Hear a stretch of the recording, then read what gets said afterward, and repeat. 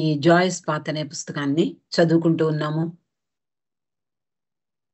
మండలి హాల్లో అంటే మెహరాజాద్ మండలి హాల్లో బాబా ప్రేమికులతో మణి చెప్పినటువంటి సంఘటనలు ఎన్నో ఎన్నో ఎన్నో ఈ పుస్తకంలో పొందుపరచబడ్డాయి.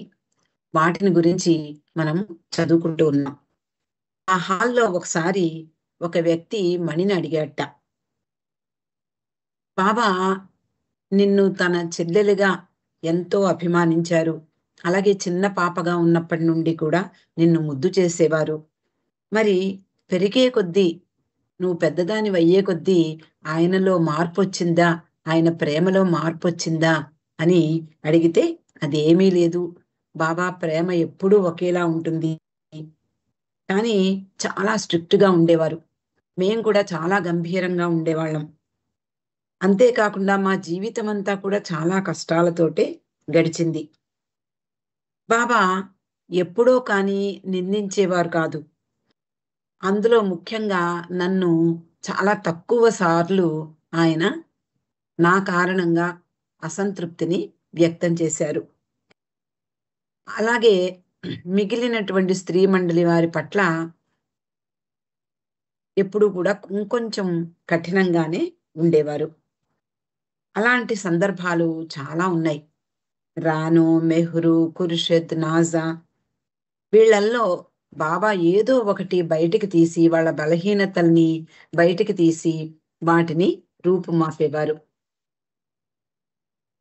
అంతేకాని నా విషయంలో అంతగా ఎప్పుడూ జరగలేదు. కొన్ని సందర్భాల్లో తప్ప అంటూ మణి సమాధానమిచ్చింది. కానీ కొన్నిసార్లు మణి పొరపాటుగా ఏదైనా చేసినప్పుడు, అలాగే అనుకోకుండా చేసినప్పుడు బాబా అసంతృప్తిని వ్యక్తం చేసేవారు. మణి అంటుంది, ఆయన అసంతృప్తి చాలు నాకు. బాబా అసంతృప్తిని కలిగించినప్పుడు దానికి మించిన శిక్ష ఉండదు. నువ్వు చేసిన పని ఏదైనా సరే బాబాకు ఆనందం అన్నట్లయితే అది మనకు స్వర్గతుల్యమవుతుంది అంటూ చెప్పుకొచ్చింది. అలాంటి బాబాను అసంతృప్తి పరిచిన సంఘటనలని గురించి చెప్పమని మళ్ళీ ఆ ప్రేమికుడు అడగ్గా ఒక సంఘటన గురించి చెప్తోంది. మెహరాను సంతోషపరచమని బాబా ఎప్పుడూ స్త్రీ మండలి వారిని అందరినీ కూడా కోరేవారు. అలాగే బాబా చెప్పినట్లుగానే స్త్రీ మండలి వారందరూ కూడా మెహరాని సంతోషపరచడమే తమ ధ్యేయంగా జీవితాన్ని గడిపారు. అలాగే బాబాని కూడా అంటే మెహరాని ఆనందపరిస్తే బాబా ఆటోమేటిక్‌గా ఆనందపడతారు. అలాగే బాబాను ఆనందపరిచేటటువంటి విషయాలు కూడా వీళ్ళు జాగ్రత్తగా అలాంటి పనులు చేసేవారు. బాబాకు ఆనందం కలిగించేవారు. ఈ సందర్భంలో బాబా ఫోటోను ఎవరో పెయింట్ చేశారట. దాన్ని బాబా గదిలో బాబా మెహరాకు చూపించారు. ఆ పెయింటింగు ఎలా ఉంది అంటే ఒక్కొక్కళ్ళ తీరు ఒక్కొక్కలా ఉంటుంది. ఇప్పుడు మనము ఒకే ఫోటోని మనం చూస్తూ ఉంటే బాబా కళ్ళు కొంతమందిని ఆకర్షిస్తాయి. బాబా చిరునవ్వు కొంతమందిని ఆకర్షిస్తుంది. అలా మనలో అంటే చూసే వాళ్ళ కళ్ళల్లో ఉండేటటువంటి ఆ తపన లేదా ఆ ప్రేమ ఆధారంగా మనకి ఆ ఫోటో కనిపిస్తూ ఉంటుంది. ఇక్కడ బాబా ఫోటోని ఎవరో పెయింట్ చేసి తెచ్చినప్పుడు బాబా మెహరాకు చూపించి ఎలా ఉంది అని అడుగుతారు. చాలా బాగుంది బాబా, సో నైస్ అంటుంది. అయితే మన ఇద్దరికీ నచ్చితే చాలదు కదా, మరి మిగిలిన వాళ్ళు ఏమంటారు అని మెహ్రా అడిగింది. లేదు లేదు, చూడు మణికి బాగా నచ్చుతుంది ఫోటో అని బాబా అన్నారు. నిజానికి బాబా తరచుగా అందరి అభిమతాలను అభిరుచులను కూడా పరిగణించేవారు. ఎవరైనా బాబా మేము ఏ వృత్తిని చేపట్టాలి అని అడిగితే తగిన సూచనలు వాళ్ళకి ఇచ్చేవారు. అలాగే స్త్రీ మండలి వారంతా కూడా బాబా అభిమతాన్ని అలాగే బాబా అభిరుచిని కూడా పరిగణించేవారు. అలాగే బాబా మెహ్రా గురించి ఆలోచిస్తూ ఉండేవారు. ముఖ్యంగా చివరి సంవత్సరాల్లో బాబా మెహ్రా పట్ల చాలా జాగ్రత్తలు తీసుకునేవారు. తొలి రోజుల్లో మెహ్రా కూడా చాలా కష్టమైనటువంటి జీవితాన్ని గడిపింది. మెహ్రాకు బాబా ఆ పెయింటింగ్ ని చూపించి ఎలా ఉంది అని అడుగుతారు. మెహ్రాకు ఆ పెయింటింగ్ చాలా నచ్చింది, చాలా బాగుంది అని అన్నప్పుడు బాబా, మెహ్రా చాలా బాగుంది కదా, కానీ ఇతరులు కూడా అలాగే అంటారు చూడు, నీకు నచ్చింది కాబట్టి అందరికీ నచ్చుతుంది అని చెప్పారు. అప్పుడు బాబా, మణి కూడా ఇష్టపడుతుంది చూడు అన్నారు. అలా మణిని పిలిచారు. ఆమె లోనికి వచ్చింది. బాబాకు కుడివైపు మెహ్రా కూర్చుని ఉంది. బాబా ఎడమ కన్నుతో ఆ మణిని పలకరిస్తూ కన్ను గీటారట. మణి వెంటనే గ్రహించింది, ఏదో ఉపద్రవం తన ముందు ఉంది అని, ఎలా తప్పించుకోవాలి అని జాగ్రత్తగా దృష్టి పెట్టింది. బాబా మణిని చూసావా, ఈ పెయింటింగ్ ఎలా ఉంది అని అడిగారు. మరి బాబా ఏం కోరుకుంటున్నారో మణికి తెలిసింది. కాబట్టి బాబా, చాలా బాగుంది, మెహ్రా ఎవరు పెయింట్ చేశారు దీన్ని అని అడిగింది. మెహ్రా, ఇక్కడ ఉంది ఆ పెయింట్ చేసినటువంటి వ్యక్తి పేరు అంటూ అక్కడ ఉన్నటువంటి ఆ సంతకాన్ని చూపించింది. అప్పుడు బాబా అంటారు, మెహ్రా నేను చెప్పలేదా మణికి నచ్చుతుంది అని అని చెప్పారు. మణి అమ్మయ్యా అనుకుని సంతోషించింది. నేను రక్షింపబడ్డాను అనుకుంది. అంతలో రాను లోపలికి వచ్చింది. మెహ్రా రానుకి నచ్చుతుందో లేదో అనుకుంది. చూడు అని బాబా రానుని పిలిచి, మరి రానుకి కన్ను గిట్టారో లేదో తెలియదు గాని రాను మాత్రం అదేమీ పట్టించుకోకుండా దాంట్లో, అంటే పెయింటింగ్ ఎలా ఉంది అని అడిగినప్పుడు అందులో ఎలాంటి లోటుపాట్లు ఉన్నాయి అంటూ వెతకడం ప్రారంభించింది. మణి, నా పని అయిపోయింది కదా, నేను బాగుందని చెప్పేశాను, నా పని అయిపోయింది అనుకుని రిలాక్స్డ్ గా కూర్చుని ఉంది. ఇంకా రాను పరిశీలనగా చూస్తూ ఈ కళ్ళు అని అనబోతోంది. అంటే ఆ కళ్ళు అందంగా ఉన్నాయనో లేదనో ఏదో ఇంకా ఏం చెప్పలేదు. అంతలో మణి, అంటే మానవుల్లో ఉండేటటువంటి ఒక ఆతృత, ఒక నేను అనేటటువంటి ఆ అహం అనేది ఎలా పనిచేస్తుందో, ఎప్పుడు బయటకు వస్తుందో మనకి తెలియదు. వెంటనే మణి, అవునవును, నేను కూడా ఆ కళ్ళ గురించి ఆలోచించాను, అంత బాగోలేవు కదా అనేసింది. వెంటనే అలా అన్న వెంటనే బాబా ఆమె వైపు చూశారు. చూస్తే నిజానికి బాబా ఏమీ చెప్పరు, ఏమీ నిందించరు, ఏమీ దూషించరు. ఒక్క చూపు చూస్తారు. ఆ చూపే చాలు, ఆయన చూపు చాలు, ఎంత మూర్ఖురాలిని అని తలబాదుకుంది మణి. మణి ఒక్కోసారి బాబా మీసాలను మెహ్రా ట్రిమ్ చూస్తూ ఉండేది. అంటే ఎలా చెయ్యాలి, లేకపోతే కొంచెం బాగుందా లేదా, లేకపోతే ఇక్కడ కొంచెం చెయ్యి, ఇలా చెప్తూ ఉండేది. బాబా మొదట పశ్చిమ దేశ పర్యటనకు వెళ్ళినప్పుడు పాశ్చాత్యులు ఆయన మీసాలను ట్రిమ్ చేశారట. అప్పటి నుంచి చాలా చక్కగా బాబా ఉండేవారు. అంటే మరొక అందంలో ఆయన తన సౌందర్యాన్ని బయటికి చూపించేవారు. తర్వాత నుండి మెహ్రా ఆయన మీసాలను ట్రిమ్ చేసేది. బాబా కొరకు అది చిన్న పన పెద్ద పన అదేమీ లెక్క ఉండదు. మెహ్రా ప్రతి పని కూడా చాలా జాగ్రత్తగా, చాలా శ్రద్ధగా చేస్తూ ఉండేది. ఈ పనిని కూడా అంతే శ్రద్ధగా చేసేది. రెండు వైపులా, అంటే మీసాలు రెండు వైపులా ఒకేలాగా తీసుకురావడం చాలా కష్టం.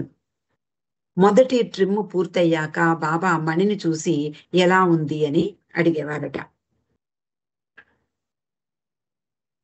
మణి మెహ్రా నైపుణ్యాన్ని చాలా నిశ్చితంగా పరిశీలించి కొంచెం ఎడం వైపు కొద్దిగా చెయ్యాలి అని సూచించేది. మెహ్రా ఆమె చెప్పిన వైపు కొంచెం కట్ చేసేది. మళ్ళీ బాబా మణి వైపు చూసేవారు. మణి, ఓ అయ్యో, ఇప్పుడు కుడివైపు కొంచెం పొట్టి చెయ్యాలి అని చెప్పేది. అలా ఈమె చెప్పినట్లు మెహ్రా చేస్తూ ఉండేది. అలా ఒకసారి పదే పదే, అంటే ఇక్కడ కొంచెం అక్కడ కొంచెం అలా చెప్తూ ఉంటే చాలా సార్లు జరిగింది. బాబా 2 చేతులు పైకి విసిరి, ఇంక చాలు బాబోయ్, మీరిద్దరూ నా పని చేశారంటే నాకు మీసాలే లేకుండా పోతాయి, ఇంకా చాలు ఆపండి అని మెహ్రాని అలాగే మణిని ఆపేశారు. అలా మండలి హాల్లో తన అనుభవాలన్నిటినీ కూడా మణి చెప్తూ ఉండేది. అలాగే బాబా మండలి వారికి ఎప్పుడు పెద్ద పెద్ద ఉపన్యాసాలు ఇవ్వడం కానీ, ప్రవచనాలు ఇవ్వడం కానీ చేసేవారు కాదు. చిన్న చిన్న సూచనల ద్వారా, చిన్న చిన్న సంఘటనల ద్వారా వాళ్ళలో ఆ మేలుకొలుపుని కలిగించేవారు. అందులోనే సందేశం దాగి ఉండేలాగా చేసేవారు. తర్వాత వాళ్ళు తర్వాతి రోజుల్లో గ్రహించేవారు. ఓ బాబా ఇలా చూపించడం, ఈ సందేశాన్ని అంతర్గతంగా చెప్పడం అన్నమాట అంటూ వాళ్ళు గ్రహించేవారు. అలా తేలికగా, సరళంగా బాబా చెప్పేటటువంటి ఆ సందేశాలన్నీ కూడా మణి మండలి హాల్లో చెప్తూ ఉండేది. కొన్ని సమయాల్లో బాబా లోతైన సందేశాన్ని కూడా అతి సాధారణంగా, తేలికగా మండలి వారికి అందించేవారు. తర్వాత వాళ్ళకి అవగాహన అయ్యేది. ఓ బాబా ఇలా సూచించినప్పుడు ఇదన్నమాట ఆయన మనసులో ఉద్దేశం, ఇప్పుడు మనం గ్రహించగలిగాము అంటూ వాళ్ళు తెలుసుకునేవారు తర్వాత తర్వాత. బాబాతో కలిసి జీవించిన కుక్కలలో పీటర్ ఒకటి మనకు తెలుసు. అదృష్టవంతుడైనటువంటి పీటర్ కథ ఇది అంటూ మణి మండలి హాల్లో పీటర్ గురించి చెప్తోంది. బాబా ఆశ్రమంలో పెరిగిన కుక్కలలో అందమైనటువంటి టిబెటన్ మస్టిష్ మిక్స్ అయిన మస్తాన్ నెంబర్ 1 స్థానంలో ఉంది అని బాబా చెప్పేవారట. అలాగే పీటర్ తెలివైన కాకర్ స్పానియల్ ఈ జాతికి చెందింది. మొత్తం అంతా నల్లని పొడవైన బొచ్చుతో ఉండేదట ఈ పీటర్. పొడవైన చెవులు కూడా ఉండేవి. దీన్ని నంబర్ 2 స్థానం ఇచ్చారు బాబా. అలా పీటర్, మస్తాన్ ఈ 2 కుక్కలు బాబాతో జీవించాయి. బాబా మండలిలో కూడా, అంటే బాబా మండలిలో కుక్కలు కూడా ఉన్నాయి సుమా అంటూ తమాషాగా మణి చెప్తోంది. అవి 4 కాళ్ళ మండలివారు. మామూలుగా మండలి వారందరికీ 2 కాళ్ళు మానవులు కాబట్టి అటు పురుషులు స్త్రీలు ఉండేవారు. కానీ ఈ కుక్కలు కూడా 2 మండలి వాళ్ళల్లో లెక్కే అంటూ ఇవి 4 కాళ్ళుతో నడుస్తాయి కాబట్టి 4 కాళ్ళ మండలి వాళ్ళు అని ఆ కుక్కల గురించి చెప్తూ అని చెప్పేది. ఈ 2 కాళ్ళ మండలి వారికి ఎలాగైతే నియమాలు, ఖచ్చితమైనటువంటి నియమాలు ఉండేవో, ఈ 4 కాళ్ళ మండలి వాళ్ళకు కూడా ఖచ్చితమైనటువంటి నియమాలు ఉండేవి. మస్తాన్ మెహ్రా సంరక్షణలో పెరిగింది. పీటర్ మణి సంరక్షణలో పెరిగింది. ఈ 2 12 సంవత్సరాలకు పైగా బాబాతో జీవించాయి. భారతదేశంలో 12 సంవత్సరాలు అంటే ఆధ్యాత్మికమైనటువంటి కాలానికి సూచన. అజ్ఞాతవాసం లేదా ఒక గురువు దగ్గర శిక్షణ లేదా తపస్సు ఆచరించే కాలం, అలా 12 సంవత్సరాలకి ఒక మంచి ఒక సంకేతం ఉంది. అలా అవి 2 ఈ 4 కాళ్ళ మండలిగా అవి బాబా దగ్గర జీవించాయి. మస్తాన్ని సాధారణంగా కట్టి ఉంచేవారు. కానీ పీటర్ మాత్రం హాయిగా, స్వేచ్ఛగా తిరుగుతూ ఉండేది. బాబా ఎక్కడికి వెడితే అక్కడికి వెడుతూ ఆయన వెంటే ఉండేది. బాబా మండలి హాల్లో పురుష మండలి వారి దగ్గరకు వెడుతూ ఉండగా పీటర్ బాబా లిఫ్ట్ చైర్ ముందు గాని వెనక గాని దర్జాగా నడుస్తూ వెళ్ళేది. తొందరగా వెళ్ళాలి అంటూ, అంటే మనకి తెలుసు పెంపుడు కుక్కలు ఏ విధంగా పరిగెడుతూ ఉంటాయో, అలా తొందరగా వెళ్ళాలి అంటూ ముందు 4 అడుగులు వేసి వెనక్కి తిరిగి బాబా ఇంకా రావట్లేదేమి, ఇంత ఆలస్యమైందేమి అన్నట్లుగా చూసేది. ఎంతసేపు అన్నట్టు చూసేవాడు. మళ్ళీ ముందుకు వెళ్ళి మళ్ళీ వెనక్కి తిరిగి చూస్తూ, వస్తున్నావా, నా వెనకే నన్ను అనుసరిస్తున్నావా లేదా అన్నట్లుగా పీటర్ చూసేది. నేరుగా హాల్లోకి బాబాతో పాటు వెళ్ళి అక్కడ ఆయనతో కూర్చుని హాయిగా ఆయన సాన్నిధ్యాన్ని అనుభవించేది. సంతోషంగా తోకాడిస్తూ ఉండేది. బాబా హాల్లో ఉన్నారు, పీటర్కి తెలుసు. మళ్ళీ 2 గంటల్లో స్త్రీ మండలి వారి వైపు వస్తారని కూడా దానికి తెలుసు. ఆలోగా స్త్రీలందరూ సాధారణంగా బాబా పురుష మండలి వారి దగ్గరికి వెళ్ళినప్పుడు ఆ సమయంలో స్త్రీలందరూ కూడా బాబా చెప్పినటువంటి పనులు కానీ తమ తమ పర్సనల్ పనులు కానీ చేస్తూ ఉండేవారు. అలా సమయాన్ని చూసుకుంటూ బాబా ఎంతలో వస్తారు, ఆ సమయంలో ఈ పనంతా చేసేయాలి అంటూ టైం చూసుకుంటూ పూర్తి చేసేవారు.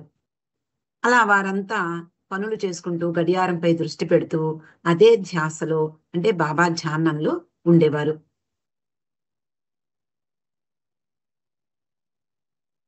అంతేకాకుండా మణి, గోహెర్ వీళ్ళిద్దరినీ బాబా పిలిచే ఛాన్సులున్నాయి. అంటే మండలి పురుష మండలి వారి దగ్గర ఉన్నప్పుడు 2 ఆ హాల్‌కి బయట 2 గంటలు వేళ్లాడుతూ ఉండేవి. పెద్ద గంట మోగిస్తే గోహెర్ రావాలి, చిన్న గంట మోగిస్తే మణి రావాలి. హాలు ప్రవేశం ద్వారం దగ్గర ఉన్నటువంటి ఈ 2 చేతి గంటలు ఒకటి కాస్త పెద్దదిగా ఉండేది, ఒకటి కాస్త చిన్నదిగా ఉండేది. ఆ పెద్ద గంట కొట్టినప్పుడు అది అది దీర్ఘంగా టాంగ్ టాంగ్ అంటూ వినపడేది. అప్పుడు గోహెర్ నాది, నా కోసం బాబా పిలిచారు అంటూ ఆవిడ వెళ్ళేది. చిన్న గంట ట్రింగ్ ట్రింగ్ ట్రింగ్ అని కొట్టేదట. అది మణి ఏ పని చేస్తున్నా ఆ గంట కొట్టినప్పుడు ఆ పనిని అక్కడే వదిలేసి బాబా దగ్గరకు పరిగెట్టేది. ఆ రోజుల్లో బాబా సరిగ్గా భోజనం చేసేవారు కాదు. మెహ్రా బాబా కొరకు సూప్ చేసేది. బాబా సరిగ్గా భోజనం ఆ సమయంలో ఆ గోహెర్ కోసం పెద్ద గంట కొట్టేవారు. అప్పుడు గోహెర్ ఆ సూపుని తీసుకురా అని అర్థం చేసుకుని గోహెర్ తన చిన్న సైకిల్ మీద హాల్లో పరిగెడుతూ ఒక చేత్తో సూప్ పట్టుకుని వెళ్ళేది. మెహరా కూడా బాబా కోసం ఎంతో శ్రద్ధగా ఆ సూపుని తయారు చేసేది. అప్పుడు మణి ఎక్కడుంది మనందరికీ తెలుసు. మనం ప్రతిరోజు చదువుకుంటూ ఉన్నాం. వరండాలో ఓపెన్ ఎయిర్ ఆఫీస్ ఆవిడది. అక్కడే టైప్ మిషన్ పెట్టుకుని టైప్ చేస్తూ ఉండేది. ఫ్యామిలీ లెటర్సో లేదా బాబా చెప్పినటువంటి వర్కో ఏదో ఒకటి చేస్తూ ఉండేది. ఆమె కొరకు ఏర్పాటు చేసినటువంటి గంట మోగిందంటే వరండాలోనే తన ఆఫీస్ పక్కన పెట్టి ఆవిడ లోపలికొచ్చేది. ఒకరోజు ఆమె డెస్క్ దగ్గర వ్రాసుకుంటోంది. చిన్న బెల్లు మోగింది ట్రింగ్ ట్రింగ్ అంటూ. ఓ, నా కోసం బాబా పిలుస్తున్నారు అంటూ ఆవిడ తన చేస్తున్నటువంటి పని వదిలిపెట్టి ఆవిడ హాల్లోకి వెళ్ళిపోయింది. అలా వెళ్ళినప్పుడు మామూలుగానే బాబా తన చైర్లో కూర్చుని ఉన్నారు. చుట్టూ పురుష మండలి వారు కూర్చుని ఉన్నారు.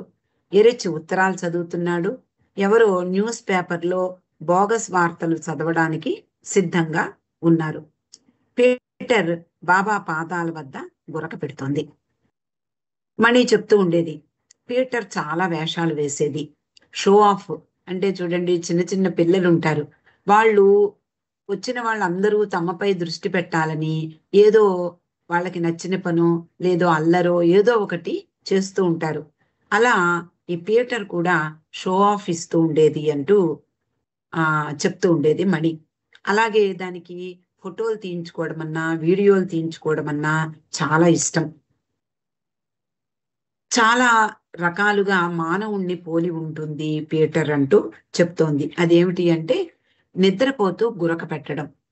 మానవుడు ఎలాగైతే నిద్రపోతూ గురక పెడుతూ ఉంటారో అలా పీటర్ కూడా గురక పెడుతూ ఉంటుంది అని మణి అంతకు ముందు ఒకసారి ఆ బాబా గదిలో బాబా కోసం పుస్తకాలు చదివే సమయాన్ని గుర్తు తెచ్చుకుంటోంది మణి. సాధారణంగా మణి బాబా బెడ్రూమ్ లో గట్టిగా బాబాకు చదివి వినిపించేది. మార్గరెట్ క్రాస్క్ బాబాకి నచ్చినటువంటి పుస్తకాలు అమెరికా నుండి పంపిస్తూ ఉండేది. అందులో మణి అగాధా క్రిస్టీ మొదలగు రచయితల పుస్తకాలను బాబాకు చదివి వినిపించేది. అలా ఒకసారి చదువుతూ ఉండగా మధ్యలో ఎవరో గురక పెడుతున్న శబ్దం వినవచ్చింది. ఆమెకు నమ్మకం కుదరడం లేదు. ఇదేమిటి, బాబా సమక్షంలో ఉండి ఎవరికి అంత ధైర్యం, గురక పెట్టే అంత ధైర్యం ఎవరికుంది అంటూ కాసేపు తను చదివే పుస్తకాన్ని ఆపి చుట్టూ చూసింది. అందరూ మామూలుగానే కూర్చున్నారు, అందరూ వింటున్నారు, అందరూ కూడా అటెంటివ్ గా ఉన్నారు. కానీ ఎవరబ్బా గురక పెట్టేది అంటూ ఆ గురక వచ్చిన, ఆ శబ్దం వచ్చినటువంటి వైపుకి మణి జాగ్రత్తగా చూస్తే కుర్చీ కింద పీటర్ హాయిగా పడుకుని గురక పెడుతున్నాడు. అయితే ఈ రోజు అంటే బాబా ఎప్పుడైతే మండలి హాల్లోకి రమ్మనమని మణిని పిలిచారో ఆ రోజు మణిని పిలిచినప్పుడు కూడా పీటర్ హాయిగా పడుకుని గురక పెట్టడం చూసింది. బాబా చేతి సైగలతో కళ్ళల్లో మెరుపులు వస్తుండగా, అంటే ఆయన ఆనందాన్ని వ్యక్తం చేస్తూ మణి వైపు చూస్తూ చూడు చూడు పీటర్ ఏం చేస్తోందో అని చూపించారు. మణి చూసింది. అందరూ అంటే అక్కడ పురుష మండలి వారందరూ కూడా ముసిముసిగా నవ్వుకుంటున్నారు. బాబాకి ఏం కావాలో మణికి అర్థం కాలేదు. ఏమిటి ఆయన ఉద్దేశం? సరే, పీటర్ గురక పెడుతోంది, ఆయనకి ఇబ్బందిగా ఉందా లేదా, ఆయనకి చిరాగ్గా ఉందా, లేకపోతే దాన్ని బయటికి తీసుకువెళ్ళాలా, మణికి అర్థం కాలేదు. అందువలన బాబా పీటర్ని దూరంగా తీసుకువెళ్ళమంటారా అని అడిగింది. బాబా వద్దు వద్దు, అలాగే ఉండని, చూడు అది గురక పెడుతోంది కదా అంటూ ఆ దృశ్యాన్ని మనకి చూపిస్తూ ఉన్నారు. ఇక్కడికి ఈ రోజు ఆపుకుందామండి. అవతార్ మెహర్ బాబాకి జై బాబా అండి లక్ష్మి గారు. మాకు చాలా